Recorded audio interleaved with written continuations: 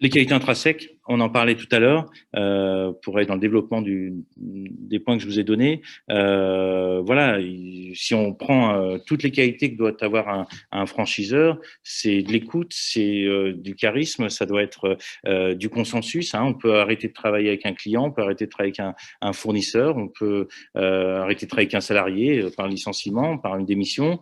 Mais voilà, un contrat de franchise, on doit aller au bout. Hein. C'est-à-dire qu'on ne doit pas atteindre le point de non-retour. Donc, il faut cette faculté de pouvoir et se faire respecter et être relativement consensuel. Et les parties doivent continuer de toute façon à vivre pendant 5 ans ensemble. Donc ça fait partie des qualités. C'est évidemment ce que l'on regarde aussi quand on doit dupliquer un concept, c'est qui est la tête de réseau et est-ce qu'il a les qualités nécessaires à pouvoir être tête de réseau. Un concept et un savoir-faire éprouvé, c'est une évidence. Un bon franchiseur, c'est celui qui capitalise sur toutes les erreurs qu'il a pu faire. Hein. C'est-à-dire que c'est ce que vient acheter le franchisé. C'est-à-dire que j'ai créé, j'ai existé, j'ai fait des erreurs et bien aujourd'hui, je les compresse en quelques semaines de formation et pendant toute la durée du contrat à pouvoir donner des conseils. Et c'est vrai que c'est un point essentiel. C'est ce que vient de toute façon, encore une fois, acheter le franchisé. C'est quelles sont les clés de réussite et quels sont les échecs qu'il a eus et comment on a capitalisé tout ça. C'est ce qu'on va aussi regarder, nous, quand on décide de modéliser un réseau. Et l'unité pilote est absolument indispensable. C'est-à-dire qu'on a régulièrement des gens qui nous disent on a une idée, on ne doute pas qu'elle fonctionne, et par contre, on voudrait créer notre réseau. Alors,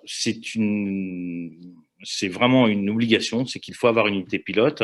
Alors, c'est même cet après-midi, j'ai eu quelques demandes de futurs franchiseurs qui me disaient est-ce qu'on a besoin d'en avoir 2, 3, 4, 5, 6 ?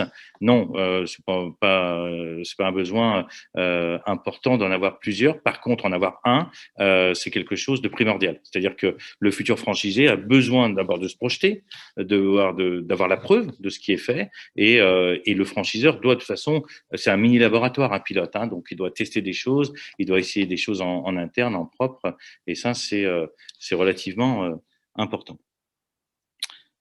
Alors, ce qu'on regarde également, c'est que c'est la faculté d'avoir des candidats, parce qu'on peut faire une modélisation, avoir un très bon concept, avoir un savoir-faire, avoir une activité rentable, hein, si on reprend les points d'avant, avoir cette activité rentable et finalement pas de candidat. Alors, pas de candidat, pourquoi ? Parce que on a un métier qui peut être ultra technique. On a un métier qui n'attire pas pour X raisons, où l'investissement est beaucoup trop lourd. Donc voilà, ça c'est ce qu'on regarde également nous quand on décide de dupliquer un concept. Si on n'a pas de candidat, finalement on peut écrire les meilleurs contrats que l'on veut, on n'aura pas les candidats. Donc ça c'est un point relativement important. C'est de juger de votre métier, de savoir si c'est un métier qui intéresse les gens, dont l'investissement n'est pas trop lourd, qui est pas trop technique. Hein. Prenons un chef exécutif 1 étoile ou 2 étoiles, dupliquer peut-être son savoir, c'est peut-être quelque chose de compliqué. C'est pas processé, c'est pas voilà, c'est vraiment c'est lié à toute sa compétence à lui et elle repose sur sa compétence à lui.